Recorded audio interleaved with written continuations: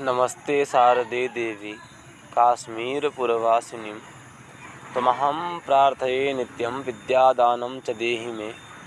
कम्बुकण्ठी सर्वाभरणभूषितः नमः सरस्वती देवी जिह्वाग्रे सन्विष्यताम्। हम लोग पद्य काव्य, गद्य काव्य और मिश्र काव्य का अध्ययन कर रहे थे। इसमें हम लोगों ने पूर्व में देखा था कि काव्य दो प्रकार के होते हैं, दृश्य काव्य और श्रव्य काव्य। दृश्य श्रव्यत्व भेदेन पुनः काव्यम द्विधा मतम।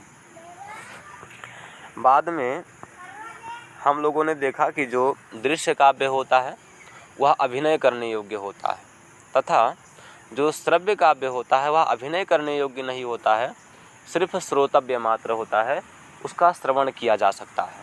श्रव्यम श्रोतव्य मात्रम।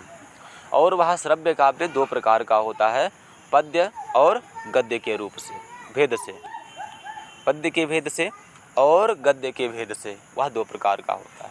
और पद्य में जो काव्य होते हैं उन काव्यों को बताया गया है कि उसमें कुछ मुक्तक होते हैं, कुछ युग्मक होते हैं, संदानिक होते हैं, कलापक होते हैं, कुलक होते हैं। ठीक है।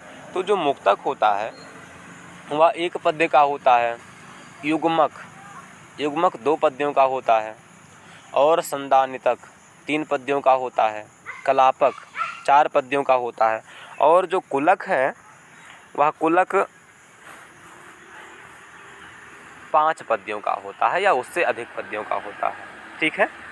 और आगे अब ये महाकाव्य को बताने जा रहे हैं। महाकाव्य किसे कहते हैं? तो महाकाव्य के लिए लिख रहे हैं सर्गबंधो महाकाव्यम, अर्थात सर्ग से बद्ध जो हो उसे महाकाव्य कहा जाता है। सर्गेण बद्धः इति सर्गबद्धः। सर्ग से बद्ध जो होता है उसे महाकाव्य कहा जाता है। ठीक है। अर्थात जिसमें सर्ग हो उसे महाकाव्य कहा जाता है। उदाहरण के रूप में हम रघुवंश महाकाव्य को देख सकते हैं। रघुवंश महाकाव्य जो है उसमें 19 सर्ग हैं, तो वो सर्ग से निबद्ध है, अतः वो महाकाव्य है। इसी प्रकार किरातार्जुनीयम, शिशुपालवधम इत्यादि ग्रंथों को लिया जा सकता है उदाहरण के रूप में। और वो जो महाकाव्य होता है उसमें वर्णनीय विषय क्या हैं, क्या क्या उसके पात्र होंगे, ठीक है, उसमें रस आदि क्या हैं, वो क्या क्या रहेंगे, कौन सा प्रधान रहेगा, क्या गौड़ रस रहेगा, ठीक है, इसके बारे में बताएंगे। और इसमें कैसी कथा कैसी होनी चाहिए, ठीक है, मंगलाचरण कैसा होना चाहिए, ठीक है, पद्य कैसे होने चाहिए, और सर्ग जो है छोटे होने चाहिए या बड़े होने चाहिए। तो इस नाना प्रकार के विषयों का वर्णन आगे किया जा रहा है। कह रहे हैं कि सर्गबंधो महाकाव्यम, सर्ग से जो निबद्ध होता है उसे महाकाव्य कहा जाता है। तथा तत्र एकः नायकः सुरः। ठीक है। जो महाकाव्य होता है उसमें एकः नायकः, ठीक है, एक नायक भी होता है। ठीक है। वह चाहे सुरः हो सकता है या फिर सद्वंशः क्षत्रियः हो सकता है, यानी सुर मतलब कोई देवता हो सकता है, अथवा अच्छे कुल में उत्पन्न, उत्तम कुल में उत्पन्न कोई क्षत्रिय हो सकता है। ठीक है। लेकिन वह क्षत्रिय और सुर धीरोदात्त के गुण से, जो 4 प्रकार के नायक बताए गए हैं उनमें जो धीरोदात्त नायक होता है उस धीरोदात्त नायक के गुण से अन्वित होना चाहिए, युक्त होना चाहिए। ऐसा ही नायक महाकाव्य में स्वीकृत होता है। तो धीरोदात्त गुणान्वितः सुरः अथवा सद्वंशः क्षत्रियः, तत्र धीरोदात्त गुणान्वितः सद्वंशः क्षत्रियः तत्र नायकः। ठीक है।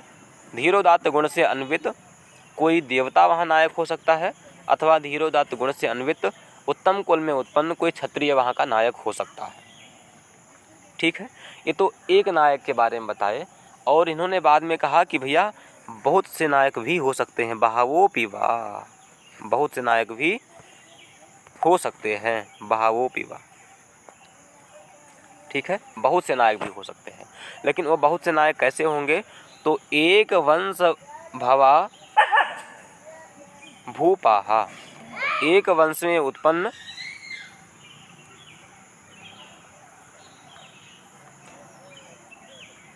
कई राजा भी इसके नायक हो सकते हैं। एक वंश भवा भूपाहा नायकाहा। ठीक है, तो एक वंश में उत्पन्न कई राजा भी यहाँ के नायक हो सकते हैं। तो ये नायकों के बारे में हम लोगों ने जाना। अब बाद में ये बता रहे हैं कि रस कैसा होना चाहिए। ठीक है, तो कहा कि श्रृंगार, वीर अथवा शांत, इन तीन रसों में से कोई एक रस ही यहाँ पर प्रधान रस हो सकता है, अंगी रस हो सकता है। इसके अतिरिक्त जितने भी रस हैं वो रस अप्रधान ही रहेंगे, गौड़ रूप में विद्यमान रहेंगे, जिनको अंग कहा जाता है। ठीक है, तो श्रृंगार वीर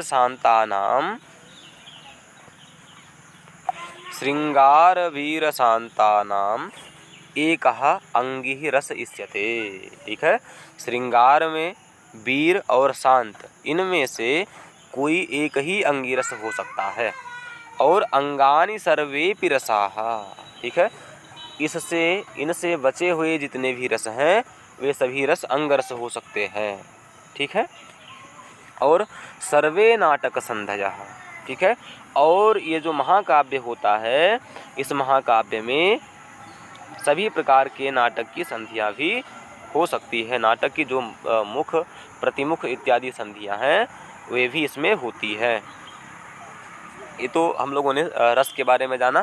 फिर बता रहे हैं कि वृत्त कैसा होना चाहिए। ठीक है, तो कह रहे हैं इतिहासोद्भवम वृत्तम क्षम्यताम्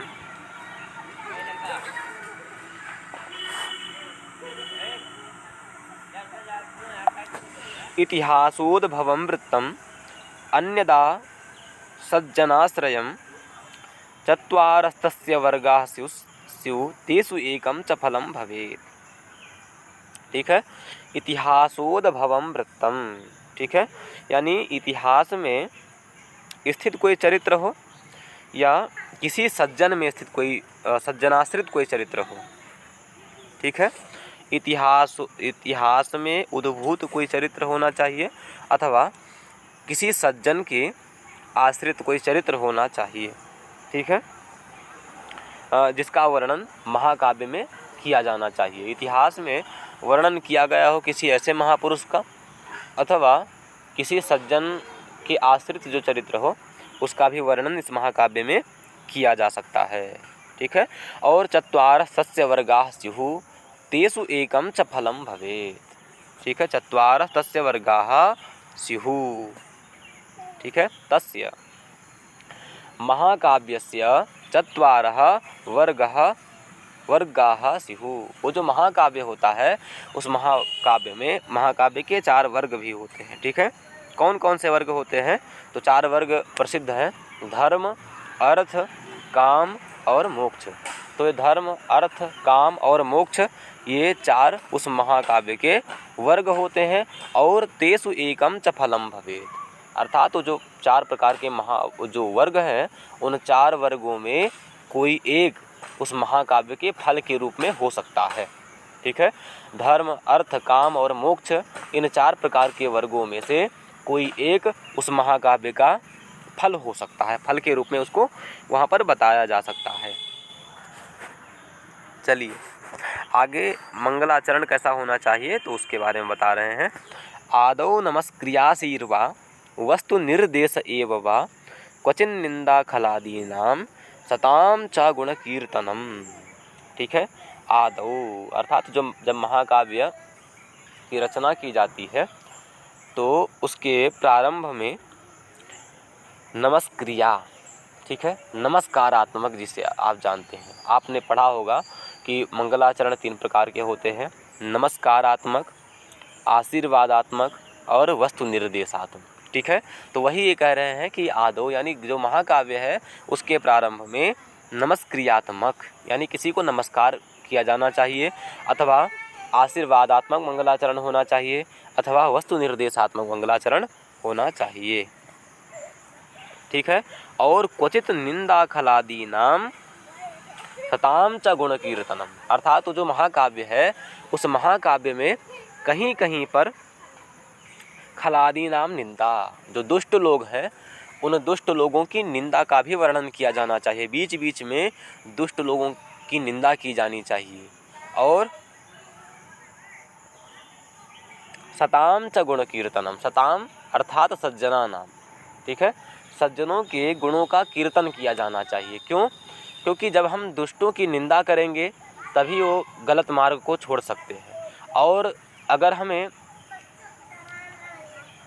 नैतिकता को बढ़ावा देना है तो हमें सज्जनों की बड़ाई करनी पड़ेगी, तभी हमारे समाज में नैतिकता आ सकती है।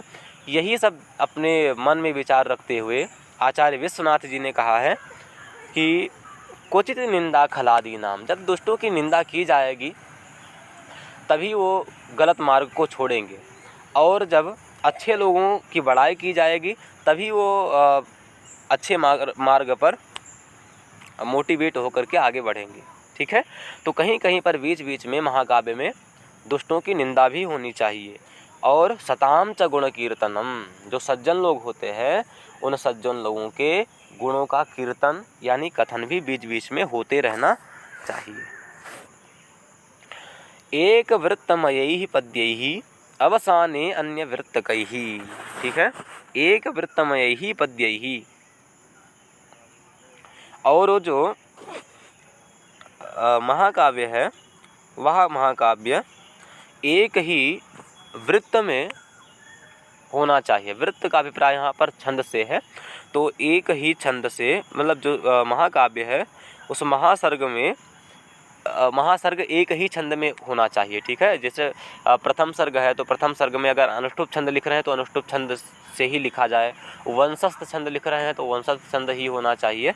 इस प्रकार से एक वृत्तमय ही पद्य ही, ठीक है। और अवसाने अन्य वृत्त कही है। लेकिन जब क्षम्यताम, जब सर्ग की परिसमाप्ति हो रही हो, सर्ग को समाप्त किया जा रहा हो, तो उसमें किसी अन्य पद्य को भी बताया जा सकता है। अन्य वृत्तमय ही पद्य ही, ठीक है। अन्य वृत्तों से युक्त जो पद्य है उस पद्य के माध्यम से भी उस सर्ग की समाप्ति की जा सकती है, ठीक है। और वह सर्ग कैसा होना चाहिए? तो नाति स्वल्पा नाति दीर्घा सर्गा अष्टाधिका यह, एक वृत्तमय पद्य ही अवसाने अन्य वृत्तकैः नाति स्वल्पा नाति दीर्घा सर्गा अष्टाधिका यह। अर्थात जो महाकाव्य है उस महाकाव्य में सर्ग अत्यंत छोटे भी नहीं होने चाहिए और ना ही अत्यंत बड़ा होना चाहिए। ऐसा भी नहीं है कि आप 5 श्लोक का कोई सर्ग बना दीजिए और ऐसा भी नहीं है कि आप 5000 का कोई सर्ग बना दीजिए, ठीक है। अपितु सर्ग जो है वो ना तो अत्यंत दीर्घ होना चाहिए और ना ही अत्यंत छोटा होना चाहिए, मध्यम आकार का सर्ग होना चाहिए, ठीक है। तो नाति स्वल्पा नाति दीर्घा सर्गा, सर्ग यहाँ पर न तो अत्यंत दीर्घ होना चाहिए और न ही अत्यंत छोटा होना चाहिए। और कितने सर्ग होने चाहिए? तो अष्टाधिका, ठीक है। 8 से अधिक सर्ग ही हमेशा महाकाव्य में होना चाहिए, उससे कम सर्ग महाकाव्य में नहीं हो सकते हैं, ठीक है।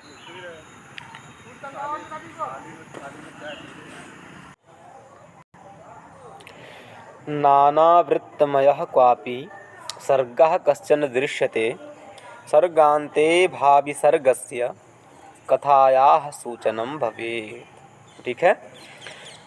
इसका मतलब यह है कि नानावृत्तमयः सर्गः क्वापि कश्चन दृश्यते, अर्थात नाना प्रकार के वृत्तों से, छंदों से, कई प्रकार के छंदों से निबद्ध सर्ग भी कहीं कहीं पर दिखाई दे सकते हैं। अर्थात ऐसा भी हो सकता है कि एक सर्ग में कई प्रकार के छंदों का प्रयोग किया गया हो, ठीक है। तो ऐसा भी मिल सकता है। नाना वृत्तमयः क्वापि सर्गः कश्चन दृश्यते सर्गान्ते भावि सर्गस्य कथायाः सूचनं भवेत्। और जब भी सर्ग की परिसमाप्ति हो रही हो तो सर्ग की परिसमाप्ति में भावी सर्गस्य यानी आने वाला जो सर्ग है उस सर्ग में क्या क्या कथाएं हैं उन कथा का पूर्व में ही वर्णन होना चाहिए, सूचना दे दी जानी चाहिए, ठीक है। भावी जो सर्ग है, भविष्य में आने वाला जो सर्ग है, उस सर्ग के कथा की सूचना पूर्व वाले सर्ग में ही हो जाना चाहिए। सर्ग के अंत में सर्ग की समाप्ति के समय भावी सर्गस्य, ठीक है, आने वाला जो सर्ग है उस सर्ग के कथा की सूचना होना चाहिए, ठीक है। सर्गान्ते भावी सर्गस्य कथायाः सूचनम भवेत्। अब आगे जो पद्य है उस पद्य के द्वारा ये इस महाकाव्य में वर्णनीय विषयों का वर्णन करेंगे, ठीक है। महाकाव्य में किन किन विषयों का वर्णन किया जाना चाहिए उन विषयों को ये बता रहे हैं। क्या कह रहे हैं? संध्या, सूर्य, इंदु, रजनी, प्रदोष,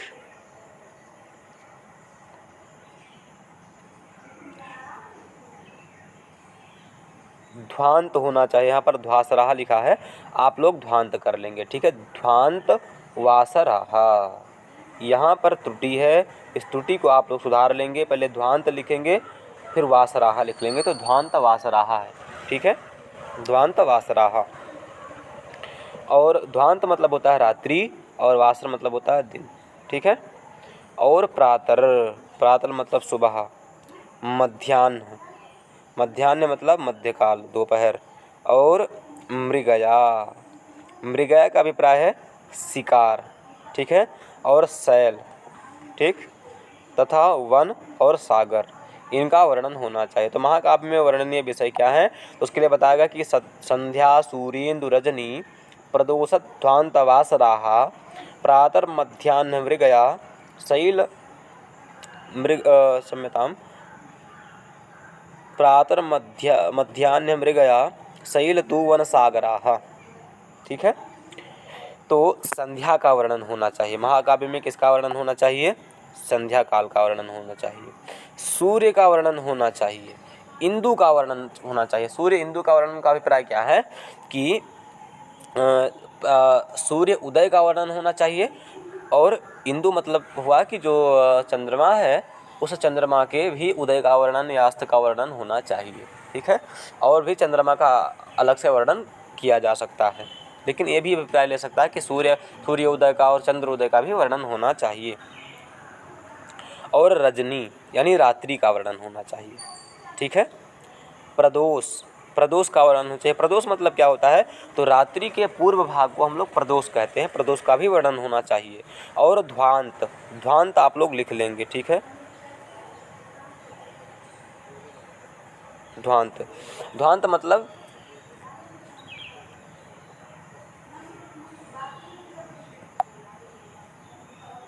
अंधकार, ठीक है, अंधकार का वर्णन होना चाहिए। और वासराहा, दिन का भी वर्णन होना चाहिए। संध्या, सूर्य, इंदु, रजनी और प्रदोष, रात्रि का पूर्व भाग, और ध्वांत, ध्वांत मतलब अंधकार, और वासर मतलब दिन, इनका वर्णन होना चाहिए, ठीक है।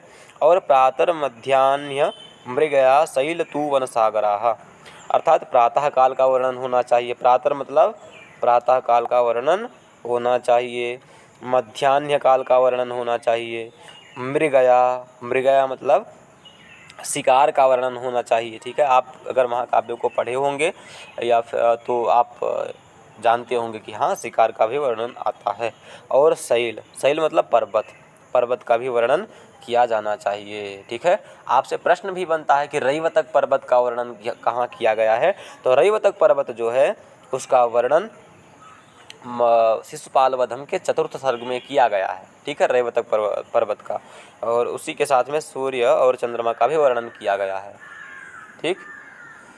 तो क्या होता है कि पर्वत जो रहता है उसमें सूर्य आकर के इस स्थिति में विराजमान हो जाता है वहाँ पर कि लगता है मानो कोई घंटा लटका हुआ हो। तो उस घंटे से तुलना उस पर्वत की गई है उस सूर्य की, इसीलिए उस महाकवि माघ जी का नाम घंटा माघ भी पड़ जाता है। अब इसका विशेष वर्णन पढ़ना होगा तो आपको चतुर्थ सर्ग में जाना पड़ेगा, या फिर कहीं प्रसंग आएगा तो हम लोग आगे देखेंगे। चलिए, तो शैल का भी वर्णन होना चाहिए, वन का वर्णन होना चाहिए, और सागर का वर्णन होना चाहिए, ठीक है।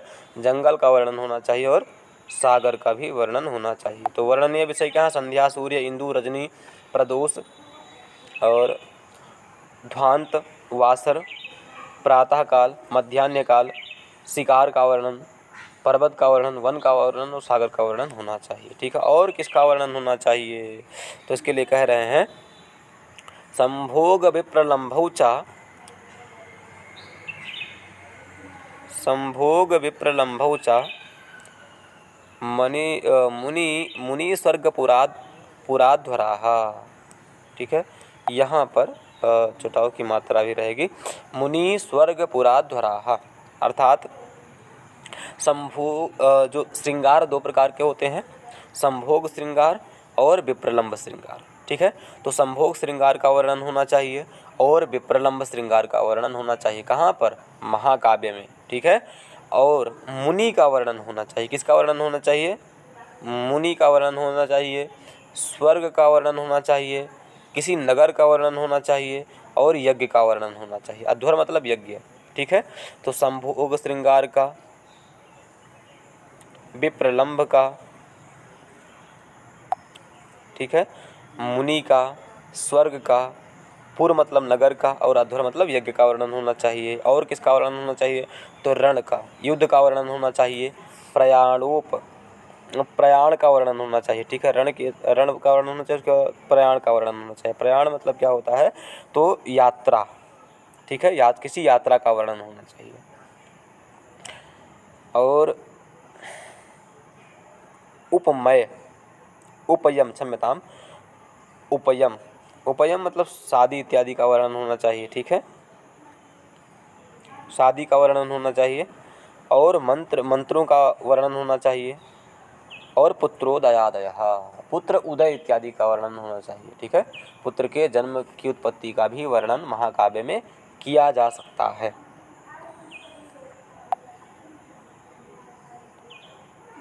तो यही बताएं कि वर्णनीयम यथा योग्यम सांगोपांगा अभी इह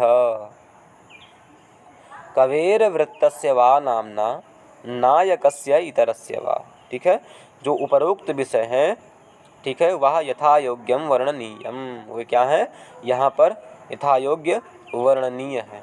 ठीक है, सांगोपांगा अभी यह मतलब सांग और उपांग के सहित में ये क्या है? यहाँ पर वर्णनीय है। ये समझ में आ गया कि नहीं आ गया? अब आगे ये बता रहे हैं कि जो महाकाव्य है उस महाकाव्य का नाम किसके ऊपर रखा जाना चाहिए। ठीक है, जो महाकाव्य है, महाकाव्य का नाम किसके ऊपर होना चाहिए? तो कह रहे हैं कि कवेर वृत्तस्य वा नामना नायकस्य इतरस्य वा नामास्य सर्गोपादेय कथया सर्ग नाम तू, यानी जो सर्ग का नाम है, ठीक है, सर्ग का नाम कैसे रखा जाना चाहिए? तो इन्होंने कहा कि कवि के नाम से सर्ग का नाम रखा जा सकता है। ठीक है, कवि के नाम से सर्ग का नाम रखा जा सकता है, अथवा वृत्तस्य, ठीक है, अथवा वो जो काव्य है उसके चरित्र के नाम से भी उसका वर्णन रखा जा सकता है।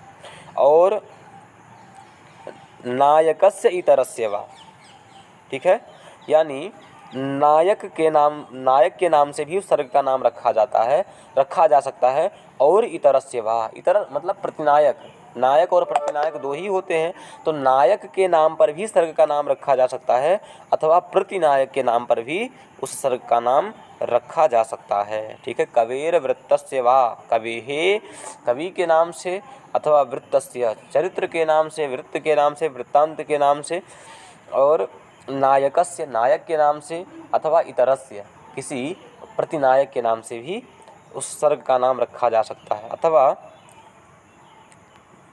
सर्गोपादेय कथया। ठीक है,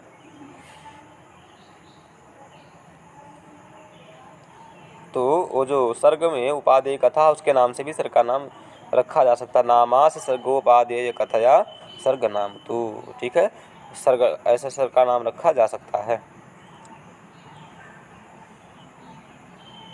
चलिए आगे देखते हैं।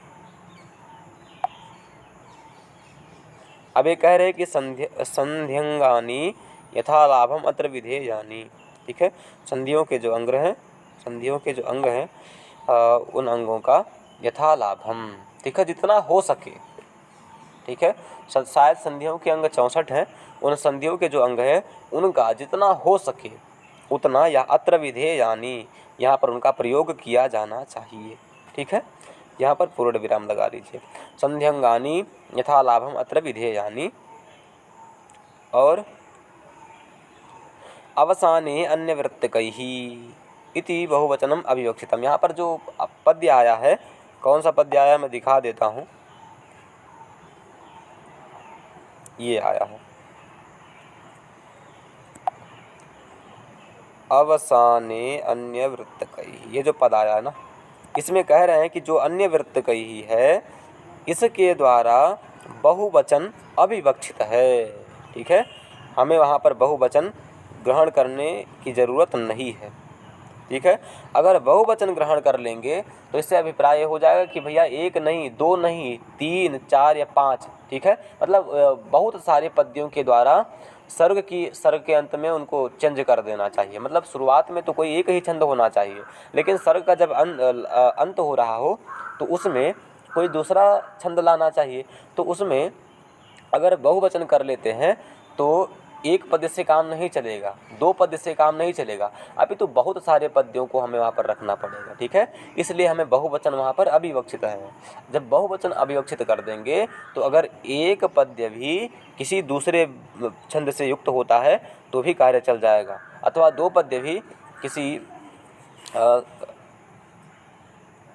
चेंज हो जाते हैं तो भी कार्य चल जाएगा। आप उदाहरण के रूप में देख लीजिएगा, जो किरातार जो नियम है उसका जो प्रथम सर्ग है, प्रथम सर्ग में प्रायः सभी श्लोकों को क्या किया गया है, एक ही छंद में वंशस्थ छंद में लिखा गया है, लेकिन बाद में जा कर के लास्ट के 2 श्लोकों में छंद को परिवर्तित कर दिया गया है। ठीक है, इसी प्रकार अन्यत्र आप उदाहरण देख सकते हैं। चलिए, और सांगोपांगाः इति जलकेली मधुपानादयः। ठीक है, सांगोपांगाः से अभिप्राय क्या है, तो सांगोपांगाः से बता रहे हैं कि जल क्रीड़ा, मदिरापान इत्यादि ग्रहण कर लिया जाना चाहिए। ठीक है, सांगोपांग इत्यादि से, जैसे रघुवंश, उदाहरण दे दिए महाकाव्य के क्या है, जैसे रघुवंश, शिशुपाल वध, नैषधादि, यथा वा मम राघव विलास आदि। ठीक है, इन्होंने रघुवंश का उदाहरण दे दिया, शिशुपाल वधम को उदाहरण दे दिया, नैषध को उदाहरण दे दिया। ठीक है, और उन्होंने बता दिया कि जैसे मेरे द्वारा रचित राघव विलास आदि ग्रंथ भी इसके उदाहरण हो सकते हैं। समझ में आ गया होगा, आगे चलते हैं। ये भी प्रश्न पूछा जा सकता है कि राघव विलास किसकी रचना है, तो साहित्य दर्पणकार विश्वनाथ जी की रचना है, इसको ध्यान में रखेंगे।